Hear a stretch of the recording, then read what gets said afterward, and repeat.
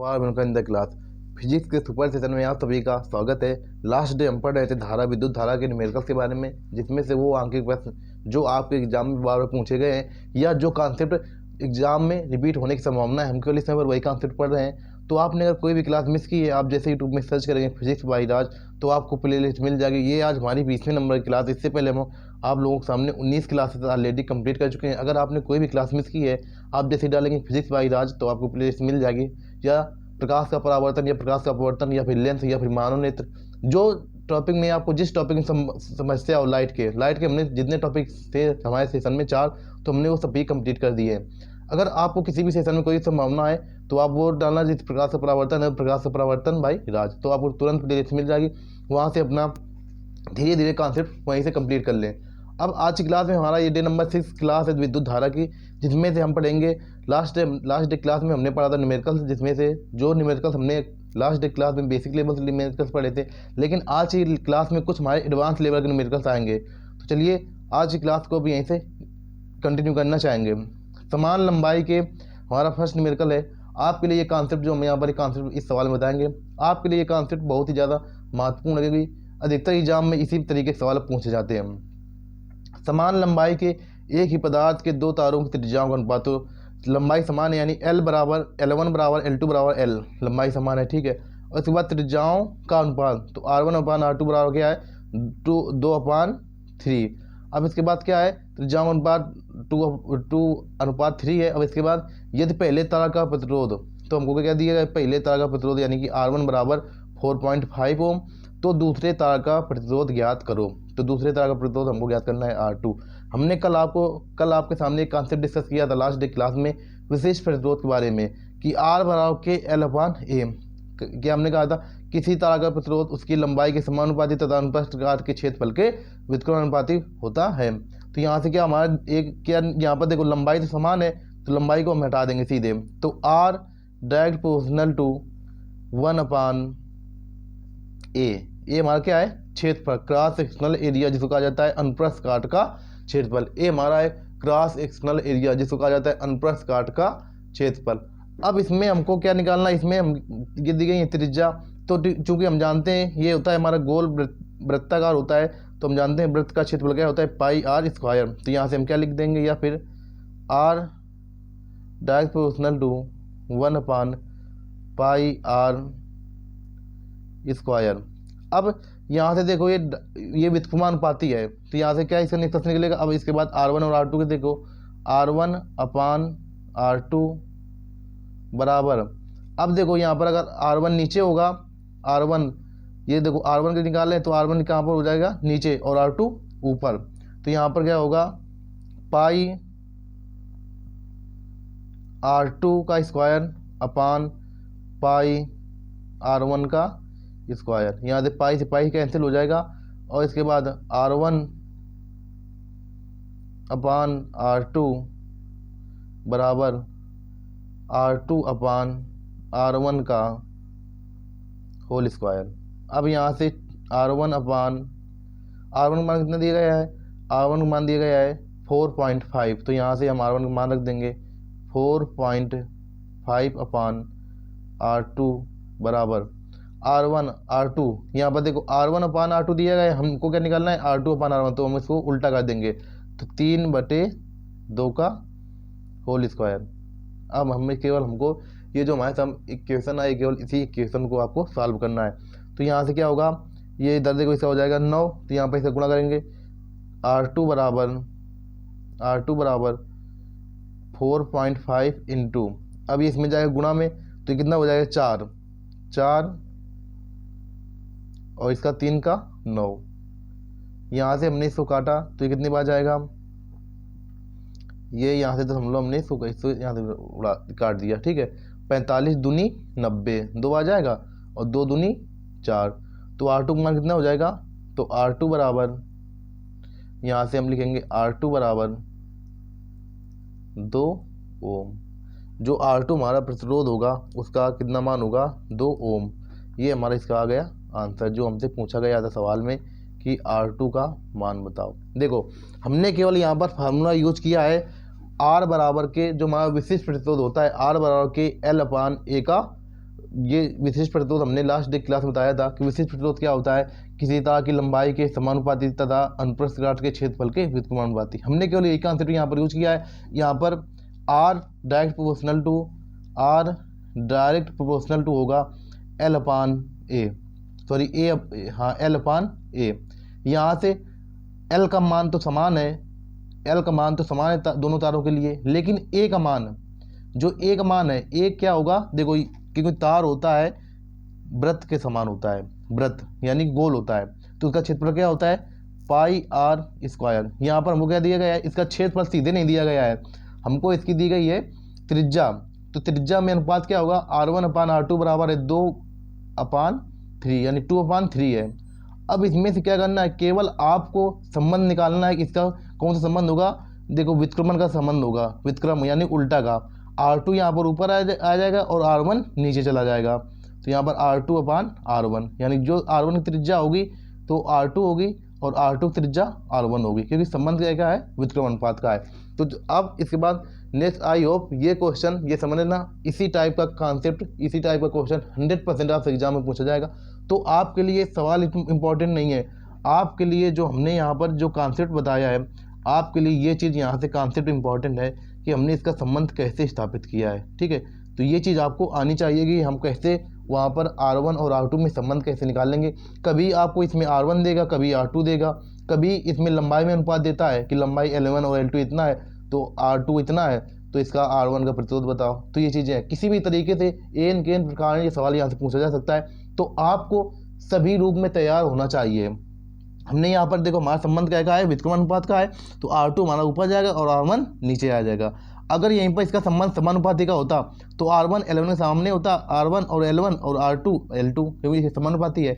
लेकिन संबंध इसका क्या है, व्युत्क्रमानुपाती का है, तो R1 जाएगा हमारे नीचे और R2 ऊपर। बस ये चीज़ आपको याद रखनी है। अब इसके बाद नेक्स्ट क्वेश्चन की ओर मूव करते हैं। आई होप ये क्वेश्चन ये समझना आपको 100% इसका कॉन्सेप्ट आना चाहिए। अब इसके बाद नेक्स्ट सवाल की ओर मूव करते हैं।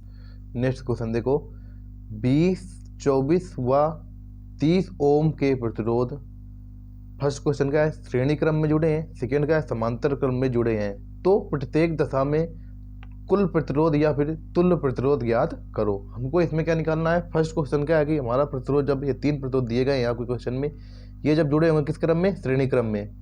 श्रेणी क्रम में, क्योंकि हम जानते हैं श्रेणी क्रम में प्रतिरोध क्या होते हैं, श्रेणी क्रम में। तो श्रेणी क्रम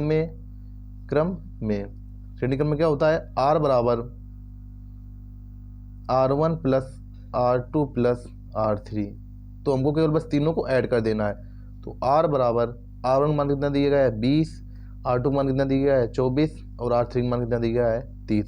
तो यहाँ से R बराबर तुल्य प्रतिरोध कितना हो जाएगा श्रेणी क्रम में, तो R बराबर हो जाएगा, देखो 4, 3, 2, 5, 5, 2, 7, 74 ओम। ये हो गया हमारा कौन सा क्रम आया, श्रेणी क्रम में। श्रेणी क्रम में कुल प्रतिरोध कितना हो गया 74 ओम। अब सेकेंड क्वेश्चन इसमें दिया गया है, जब क्या है, जब प्रतिरोध किसमें जुड़े होंगे, समांतर क्रम में। समांतर क्रम को ही, ये समझ लेना, समांतर क्रम को ही पार्श्व क्रम में जुड़े हों, पार्श्व क्रम में समांतर क्रम को कहा जाता है। पार्श्व क्रम में 1/R बराबर 1/R1 plus 1/R2 plus 1/R3। क्या करना है, केवल आपको R1, R2 और R3 की वैल्यू पुट करनी है। तो R1 मान कितना दिया गया है 20 ओम है, R2 मान कितना दिया गया है 24 ओम है और R3 मान कितना दिया गया है 30 ओम है। केवल आपको इसको अब यहाँ से केवल हल करना है। तो हमने यहाँ पर इसका एलसीएम लिया, कितना आ जाएगा 120। केवल आपको इसमें हल करना है, 20 छक्का 120, 24 पंचे 120 और इसके बाद 30 चौको 4 120। अब इसमें कितना हो जाएगा, देखो ये हो जाएगा 6 4 10 और 10 5 15, तो 15/120, तो 15 × 120, 1/8 आ जाएगा। तो R का मान निकालना, क्योंकि हमें R बराबर 8 ओम। ये समझ लेना, इस टाइप का सवाल आपसे 100% एग्जाम में इसकी आने की संभावना होती है, क्योंकि जब क्रम समांतर क्रम में जुड़े होंगे या समांतर क्रम को ही, इसको समांतर क्रम को ही, ये हमारा समांतर क्रम है, समांतर क्रम है। समांतर क्रम को ही पार्श्व क्रम कहा जाता है। ठीक, समांतर क्रम को ही पार्श्व क्रम कहा जाता है, ये चीज़ आपको याद रखनी है। श्रेणी क्रम में प्रतिरोध क्या होता है? R बराबर R1 plus R2 plus R3। हमने बस तीनों को ऐड कर दिया, इसके बाद हमारा श्रेणी क्रम में कुल प्रतिरोध आ गया 74 ओम। सेकेंड क्या हुआ का कि जब प्रतिरोध कैसे जुड़ा होगा? पार्श्व क्रम में जुड़ा होगा या फिर समांतर क्रम में जुड़ा होगा, तो 1/R बराबर 1/R1 plus 1/R2 plus 1/R3। केवल हमने इसकी वैल्यू पुट की है और उसके बाद यहाँ से इसको हमने जब सॉल्व किया तो केवल 8 ओम कुल प्रतिरोध आ गया इसका, 8 ओम।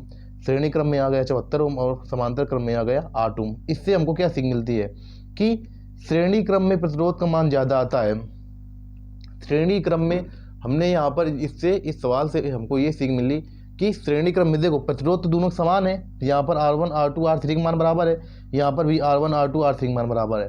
तो श्रेणी क्रम का मान ज़्यादा होता है और पार्श्व क्रम या फिर समांतर क्रम का मान कम होता है। ये चीज़ आपको अपने दिमाग में 100% रखनी है, क्योंकि इससे भी क्वेश्चन बन जाते हैं।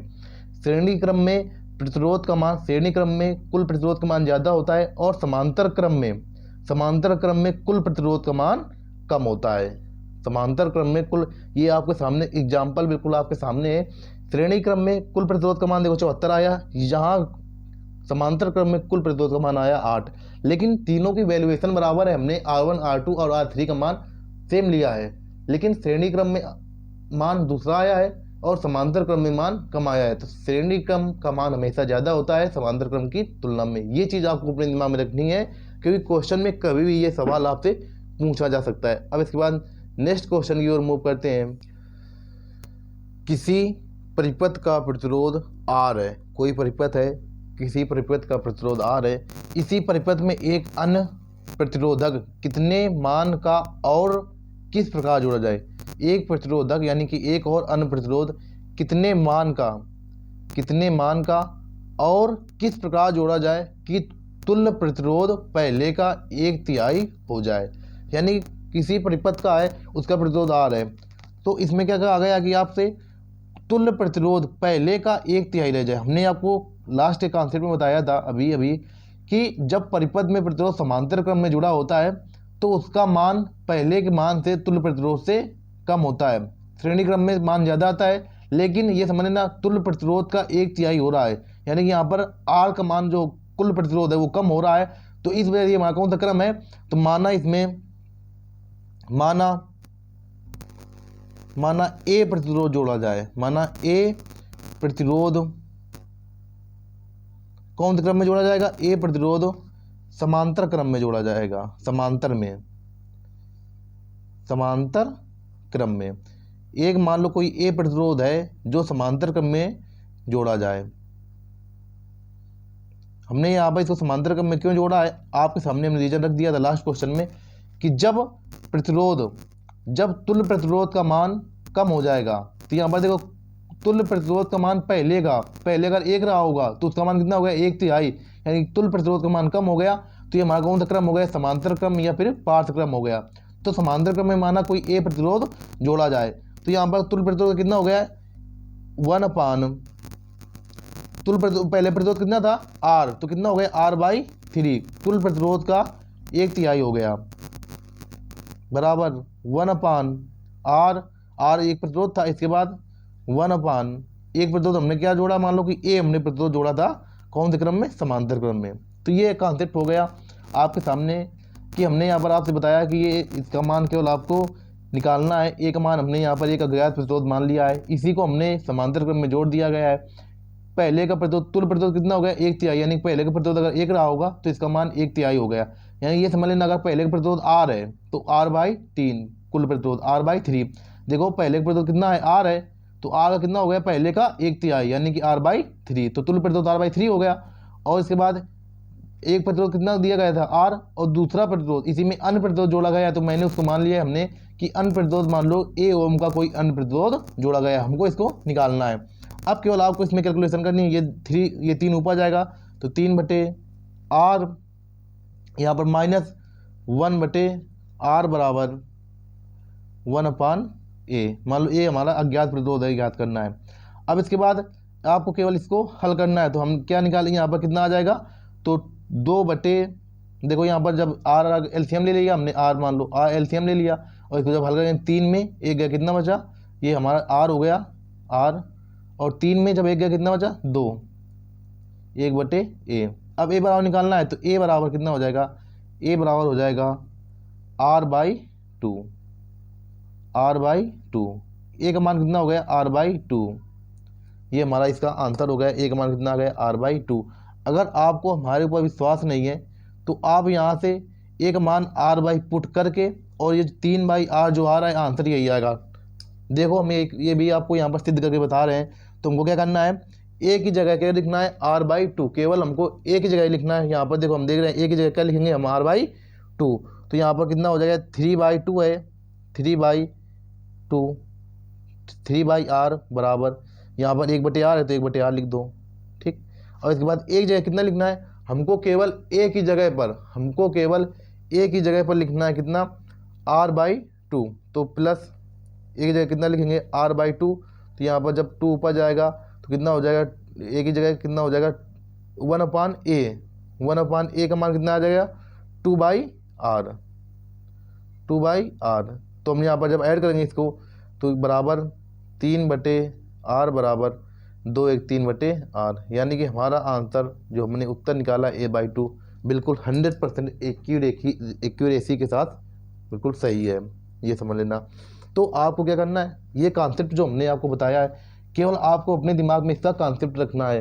न्यूमेरिकल्स कोई भी बन सकता है लेकिन कॉन्सेप्ट आपको आना चाहिए। देखो किसी परिपथ का प्रतिरोध R है, कोई हमने मान लो परिपथ माना, किसी परिपथ कोई भी प्रतिरोध हो सकता है। यहाँ पर कोई हमको क्लियर नहीं हो रहा है कि श्रेणी क्रम में या समांतर क्रम में, कौन सा क्रम है, R है।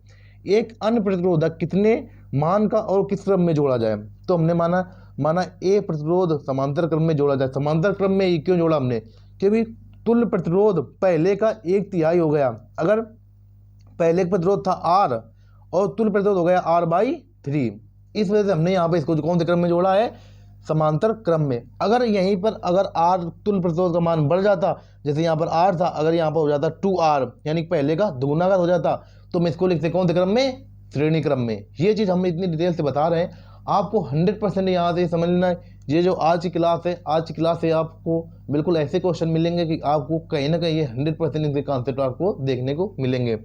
तो हमने आपको बताया यहाँ पर समांतर और श्रेणी क्रम में कैसे हमने इसको समांतर क्रम में क्यों लिया है, श्रेणी क्रम में क्यों नहीं लिया है।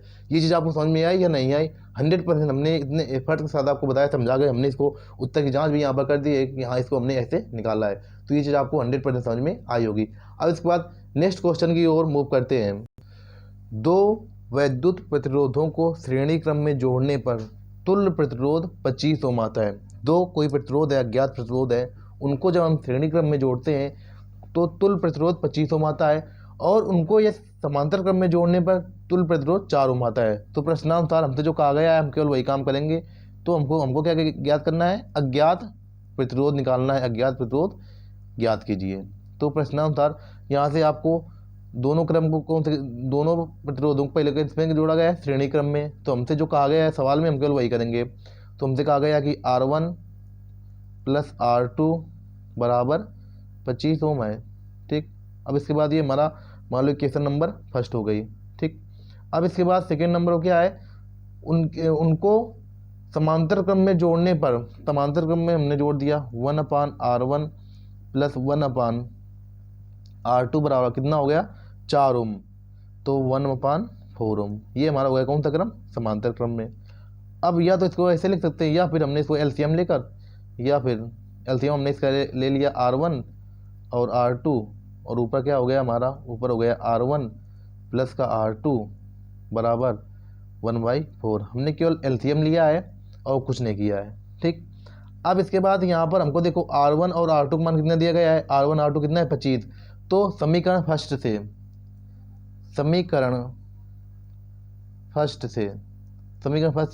R1 R2 का मान कितना दिया गया है 25 ओम। तो हम यहाँ पर रख देंगे 25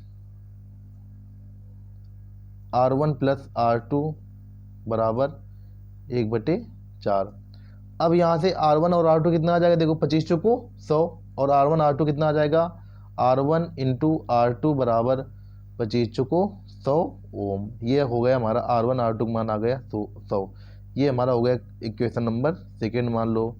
ठीक, अब इसके बाद चूंकि हम जानते हैं सूत्र से आपने पढ़ा होगा ए माइनस बी का होल स्क्वायर, ए माइनस बी का होल स्क्वायर। तो ए माइनस बी का होल स्क्वायर क्या होता है, ए प्लस बी का होल स्क्वायर, ए प्लस बी का होल स्क्वायर माइनस 4ab। ये हमने सूत्र, ये हमारी सर्व संख्या आपने 8वीं क्लास में पढ़ी होगी 100%, 8वीं क्लास में सर्व संख्याएँ हैं। तो यहाँ से ये आपको सर्व संख्या याद रखनी है क्योंकि इस सवाल में इसका यूज हुआ है। तो आपको ये सर्व संख्या आनी चाहिए कि ए माइनस बी का होल स्क्वायर बराबर ए प्लस बी का होल स्क्वायर माइनस 4ab।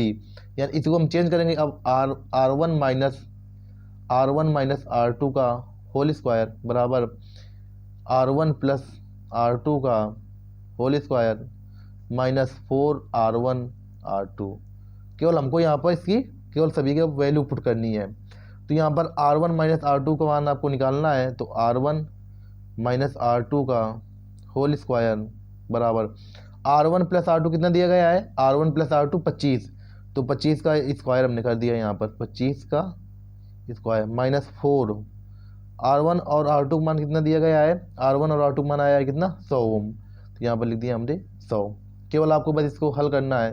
तो R1 माइनस R2 का होल स्क्वायर बराबर 25 दाम कितना होता है 625, 625 माइनस इसका कितना होगा 400। तो जब इसको हम हल करेंगे कितना आ जाएगा 225। 225 का एक वर्गमूल होता है 15 का। तो जब इसका स्क्वायर रूट जब यहाँ से जब हटाएंगे तो यहाँ पर अंडर रूट लग जाएगा। तो अंडर रूट कितना हो जाएगा R1 माइनस R2 बराबर 15। ये हमारा R1 माइनस R2 आ गया 15। अब ये हमारा एक समीकरण, ये हमारा हो गया मान लो समीकरण थर्ड। अब हमको क्या करना है, समीकरण 1 और समीकरण 3 से आपको केवल क्या करना है, समीकरण 1 और 3 को हल करना है, यहाँ पर वैल्यू रखनी है। समीकरण फर्स्ट व थर्ड से, समीकरण फर्स्ट व थर्ड से।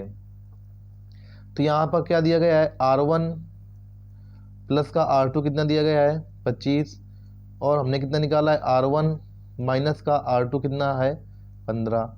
हम जब इसको यहाँ पर माइनस करेंगे, सॉरी प्लस करेंगे, तो यहाँ पर कितना हो जाएगा 2R1 बराबर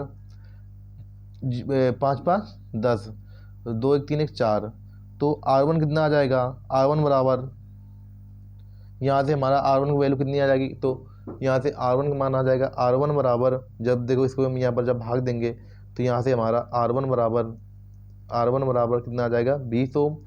और जब हम 20 ओम का मान इसमें रखेंगे, मान लो समीकरण 1 में हमने रख दिया 20 ओम, तो 20 ओम जब इधर रखेंगे तो इसका कितना मान आ जाएगा 5 ओम। यहाँ पर इसको हम जब घटाएंगे तो R2 बराबर कितना, समीकरण 1 से हम जब इसमें मान रखेंगे तो R2 बराबर आ जाएगा, R2 बराबर कितना आ जाएगा हमारे पास 5 ओम। तो जो हमारे पास अज्ञात प्रतिरोध थे जिनको हमको ज्ञात करना था, एक है हमारा 20 ओम का और R2 है हमारा 5 ओम का। ये हमारा यहाँ से हो गया आंसर। ये सवाल मोस्ट इंपॉर्टेंट सवाल है, समझना। इसकी इंपॉर्टेंस इस वजह से बढ़ जाती है क्योंकि यहाँ पर इस जगह जिसको ये फार्मूला नहीं आता हो गया, a माइनस बी का होल स्क्वायर बराबर a प्लस बी का होल स्क्वायर माइनस 4ab। आपने 8वीं क्लास में सर्व संख्या नाम का चैप्टर होगा, आपने पढ़ा होगा वहीं पर कि a माइनस बी का होल स्क्वायर और a प्लस बी का होल स्क्वायर माइनस 4ab होता है। ये चीज़ आपको इससे समझ में आई होगी। ये सवाल देखो, ऐसे सवाल 100% ये समझ लेना, आपको कहीं ना कहीं ऐसे सवाल देखने को मिलेंगे। तो आप आगे के लिए तैयार रहना, और अगर सर्व संख्याएँ नहीं आती हैं तो सर्व संख्याएँ आप याद कर लेना। अब इसके बाद नेक्स्ट सवाल की ओर मूव करते हैं। देखो 2, 3 व 5 ओम के प्रतिरोधों को श्रेणी क्रम में जोड़ा गया है। 2 ओम के प्रतिरोध हैं, 3 ओम के और 5 ओम के, इनको श्रेणी क्रम में जोड़ा गया है। यदि संयोग के दोनों सिरों पर 30 वोल्ट का विभवांतर यानी V का मान कितना दिया गया है 30 ओम लगा हो, तो प्रत्येक प्रतिरोध के सिरों के बीच विभवांतर ज्ञात कीजिए। हमें प्रत्येक सिरों के बीच जो विभवांतर V1 V2 V3 ज्ञात करना है, जिसमें से प्रतिरोध दिया गया है हमको। तो हमारे पास तुल्य प्रतिरोध क्या होगा, R बराबर, क्योंकि हमारे पास धारा नहीं है, R बराबर R1 plus R2 plus R3। हम यहाँ से निकालेंगे R बराबर, R का मान कितना आ जाएगा, R1 का मान कितना दिया गया है 2 प्लस का 3 प्लस का 5। ये देखो हमारे पास R1 R2 और R3 के मान दिए गए हैं। ठीक, हमने यहाँ से R निकाल लिया, R बराबर 5 2 7 और 7 3 10, 10 ओम का कुल प्रतिरोध आ गया। और कुल विभवांतर कितना दिया गया है, वी का मान कितना दिया गया है, कुल विभवांतर वी बराबर दिया गया है 30 वोल्ट। अब हमको परिपथ की धारा निकालनी है। चूँकि हम जानते हैं वी बराबर क्या होता है, वी बराबर होता है आई आर।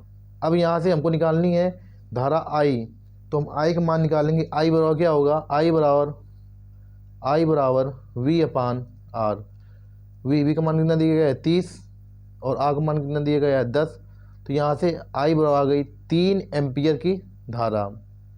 3 एम्पियर, ये जो 3 एम्पियर की धारा है, अब आपको आई का मान आ गया है। अब आपको इसमें निकालना क्या है, इसमें आपको V1 V2 V3 यानी कि 3 ओम के सिरों के बीच विभवांतर, 2 ओम के सिरों के बीच विभवांतर। तो यहाँ पर V1 क्या होगा, क्योंकि धारा का मान तो समान होगा। हमने आपको लास्ट डे क्लास में बताया था कि धारा का मान समान रहेगा, लेकिन केवल ये समझने धारा का मान समान होगा, विभवांतर का जो मान होगा वो अलग अलग होगा सभी जगह।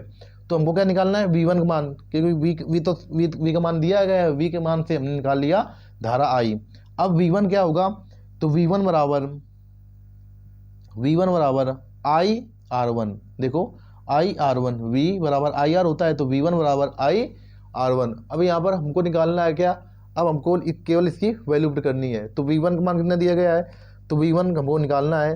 तो आई का मान कितना आ गया 3 एम्पियर है, और R1 का मान कितना दिया गया है 2। तो V1 कितना आ जाएगा 3 दूनी 6 वोल्ट। ये आ गया V1 में 6 वोल्ट होगा। और V2, अब इसी प्रकार हम निकालेंगे V2 को, आई R2। अब यहाँ पर आई का मान कितना दिया गया है 3, और R2 का मान कितना दिया गया है 3। तो 3 त्रिका 9 वोल्ट। ये होगा कि समान, ये आ गया हमारा V2 का मान। अब इसके बाद देखो V3 का मान कितना आ जाएगा आई आर 3। तो यहाँ आई का मान तो दिया गया है आपके पास 3 ओम है। और इसके बाद देखो R3 का मान कितना दिया गया है 5 ओम। तो यहाँ पर 5 रख देंगे, और 5 3 15 वोल्ट। ये हमारे पास हो गए V1 V2 V3 के मान आ गए 6 9 15। हमने लास्ट डे क्लास में आपको बताया था, चूँकि ये हमारा क्रम कौन सा है, ये क्रम है हमारा श्रेणी क्रम। तो श्रेणी क्रम में धारा का मान तो एक समान रहेगा, इस वजह से हमने धारा का मान सभी जगह 3 3 लिया है। लेकिन प्रतिरोध का मान आपके पास दिया गया कि एक 2 ओम का है, एक 3 ओम का, एक 5 ओम का प्रतिरोध दिया है आपके सवाल में। देखो 2 ओम 3 ओम 5 ओम प्रतिरोध दिया है। केवल आपको करना क्या है, केवल आपको प्रतिरोध और कुल प्रतिरोध निकालना है। सबसे सर्वप्रथम कुल प्रतिरोध, और इसके बाद कुल वैद्युत विभवांतर V बराबर W अपान वी बराबर आई आर से हम यहाँ से इसको 3 एम्पियर निकाल लेंगे धारा। और सबके पास क्या है, सभी का मान अलग अलग दिया गया है, बस रख देंगे क्वेश्चन में तुरंत आएगा। ये सवाल, इस टाइप के सवाल आपके लिए भी इंपॉर्टेंट है। ये सवाल लगातार 3-4 बार पूछा गया है। यही सवाल नहीं, आपको इसी प्रकार के ये सवाल ये 100% यहाँ से पूछे जाएंगे। तो चलिए अब आज की क्लास को हम यहीं पर बाइंड अप करना चाहेंगे। आज का सेशन बहुत ही सुपर सेशन हुआ है, क्योंकि हमने आज वो चीज़ पढ़ी है, ये समझ लेना, जो हमारे एग्जाम पॉइंट ऑफ व्यू से जहाँ से 100% क्वेश्चन पुटअप होते हैं। ये देखो हमारा 11 15 17 20 लगातार क्वेश्चन पूछा जा रहा है। यानी यही क्वेश्चन नहीं आता है, लेकिन इस तरीके के, हमने कहा यही क्वेश्चन नहीं आएगा, यहाँ पर न्यूमेरिकल डिजिट नहीं रिपीट होते हैं, लेकिन इसी तरीके के क्वेश्चन आपके एग्जाम में आने के 100% चांसेस होते हैं। इस वजह से हम केवल यहाँ पर वही आपके लिए लेकर आ रहे हैं एग्जाम पॉइंट ऑफ व्यू से, जिनका बहुत ही ज़्यादा आपके लिए उपयोगी साबित होंगे। जिस दिन आप एग्जाम में बैठेंगे तो आपको 100% इस क्लास की वैल्यूएशन उस दिन पता होगी कि हम इस क्लास में कितनी मेहनत कर रहे हैं। केवल आपको हमारे ऊपर विश्वास मात्र करना है, आपको 100% यहाँ से ये समझ लेना पेपर पूरा छपा का छपा मिलेगा। चलिए इसी आदत के साथ अब आज की क्लास को अपना ये बाइंड अप करना चाहेंगे। नेक्स्ट सेशन में हम इसी के आगे पढ़ेंगे। अगर इसके न्यूमेरिकल से 1-2 बचते हैं तो कल की क्लास में करा देंगे। इसके बाद नेक्स्ट चैप्टर जो होगा, इसी में विद्युत धारा में विद्युत चुंबकीय प्रभाव आएगा, इसके बाद ऊष्मीय प्रभाव आएगा। तो अगर शायद कल नहीं तो नेक्स्ट डे में स्टार्ट करेंगे। अभी इसके 2-3 न्यूमेरिकल और बचे हैं, तो कल की क्लास में करा देंगे। तो चलिए आज की क्लास को हम यहीं बाइंड अप करेंगे। मिलते हैं नेक्स्ट सेशन में। तब तक के लिए आपको इसमें ना वीडियो को लाइक करना है, उसके बाद चैनल को सब्सक्राइब करना है, ज़्यादा से ज़्यादा लोगों के पास नोटिफिकेशन, ज़्यादा से ज़्यादा लोग हमारे साथ जुड़ सके और अपनी तैयारी को और भी एडवांस लेवल पर बूस्ट कर सके। और इसके बाद ज़्यादा से ज़्यादा अपने मित्रों के पास शेयर भी करना है, और वीडियो को लाइक करें, चैनल सब्सक्राइब करें और बेल आइकन प्रेस कर लें, जिससे आपके पास कोई भी नोटिफिकेशन मिस ना हो। क्योंकि शाम को हमारे पास ये समझ लेना डेली हमारी कम्युनिटी पोस्ट में ये समझ लेना आपके पास जो वन लाइनर टाइप के क्वेश्चन बन सकते हैं, जो ये समझ लेना जिन क्वेश्चन से जो बहुविकल्पी प्रश्न बनते हैं, हम वहाँ पर डेली डेली के डेली ये समझ लें 3 से 4 क्वेश्चन आपके सामने पुटअप करते हैं। तो आपको उसमें से बढ़ चढ़ के भाग लेना है, जिससे आप अपनी तैयारी को जान सके कि हम कहाँ पर हम स्टैंड करते हैं। तो उन क्वेश्चन में आप बढ़ चढ़ कर भाग लीजिएगा। आप जैसे यूट्यूब में जाएंगे हमारे चैनल पर लर्न विद राज, तो वहाँ पर आप कम्युनिटी में जाएंगे, कम्युनिटी पोस्ट में, तो वहाँ पर आपको देखने को मिले करीब 20 से 30 पोस्ट हमारी हो चुकी हैं। तो आपको वहाँ से समझ लें डेली के डेली क्वेश्चन वहीं से कंप्लीट करना है। तो चलिए आज की क्लास में इतना ही, मिलते नेक्स्ट सेशन में। तब तक के लिए जय हिंद, जय भारत।